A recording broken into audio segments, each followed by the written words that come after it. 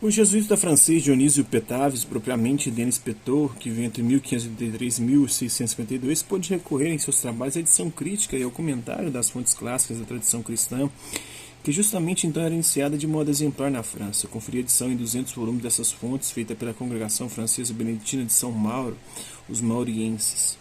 Petaves baseou nesta abertura das fontes sua obra da doutrina do tempo, de 1627, sobretudo sua série em 10 volumes de teologia dogmática.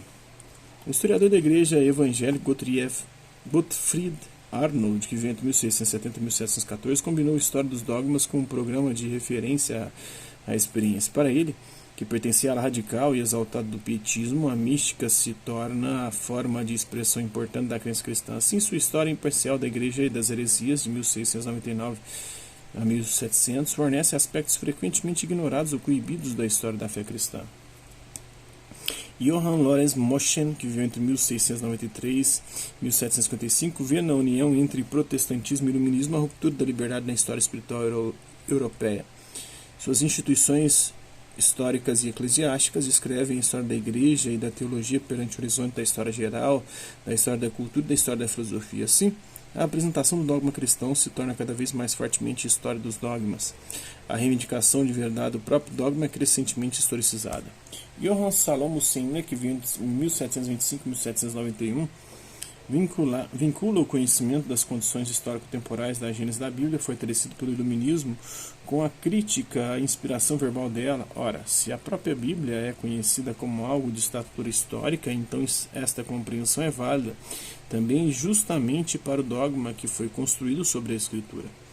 Assim, as circunstâncias históricas do surgimento dos dogmas devem ser esclarecidas, o desenvolvimento deles mostrado, e eles mesmos devem, em última instância, ser entendidos como expressão do grupo que os formulou. Dessa forma, uma história dos dogmas, exigida aqui pela primeira vez como disciplina autônoma no cano das disciplinas teológicas, se compreende sempre como instância crítica perante a instituição eclesiástica que administra o testemunho da fé. A história histórico-crítica dos dogmas do próprio Senior aparece de 1762 a 1764 com o título História da Doutrina da Fé, segundo Katzenbach.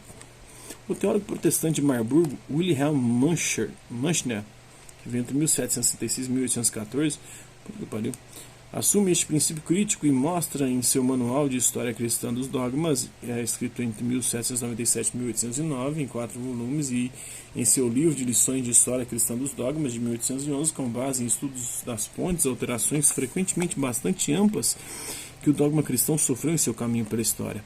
Johann August Wilhelm Nender, originalmente David Mendel, que veio entre 1789 a 1850, convertido do judaísmo ao protestantismo, colocou um acento próprio depois de exposições singulares sobre o padre da igreja Tertuliano em 1824 ou sobre a era apostólica de 1832, ele estava totalmente imbuído do programa de não limitar a história dos dogmas a uma sucessão de artigos de fé no sentido de expressões objetivas compreensíveis de modo puramente cognitivo.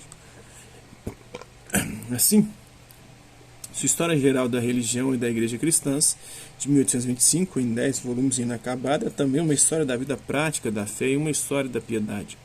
Constitui um modelo clássico de uma exposição global da história da teologia, do devedor da racionalidade do iluminismo, mas também do princípio da historicidade. O Manual de História Cristã dos Dogmas, de 1947, de Ferdinand Christian Bauer, que veio entre 1792 e 1860, como representante exemplar da chamada Escola de Tübingen evangélica, ele reflete em seus princípios a relação entre dogma e história, reconhece em toda a exposição e em todo anúncio de conteúdos dogmáticos da fé sempre a corrente da história dos dogmas, chegando ao repouso a partir de seu movimento, segundo Bauer. Gottfried Tomaius oferece uma visão confessional luterana em A História Cristã dos Dogmas como história do desenvolvimento dos conceitos da doutrina da Igreja, 2 volumes escritos entre 1874 e 1876. A base imutável e o ponto de referência da teologia cristã são vistos por ele no fato de Cristo, o qual coloca uma reivindicação de verdade absoluta. Os dogmas, ao contrário, enquanto forma de expressão desta revelação ocorrida uma única vez e não repetível, estão submetidos a condições históricas e são, portanto, mutáveis. O luterano Thomas Clearfoot oferece uma sistemática da história dos dogmas que cria escolas. Se o surgimento e a mudança dos dogmas são compreendidos como um desdobramento da verdade objetivamente necessário, então Clearfoot desenvolve em sua introdução à história dos dogmas de 1869 um plano gradual correspondente. Assim, 4 círculos de temas são ordenados segundo épocas correspondentes.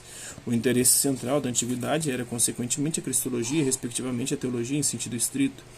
Na Idade Média estava no centro do trabalho teológico a antropologia cristã, com temas como pecado e graça.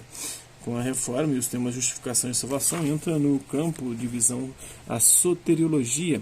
Para o presente, Clearfoot vê como campo de trabalho central a tematização da igreja. Justamente aqui, na apresentação da eclesiologia, Clearfoot vê também para o futuro uma grande necessidade de reflexão e realização. O seu programa é um dos poucos que se compreendem como inacabados e abertos ao futuro. Então, esse é um pouco dessa obra aqui. Espero que vocês tenham gostado do vídeo. Quem curtiu, dá um like. Quem não curtiu, dá um dislike. Hasta la vista, até a próxima.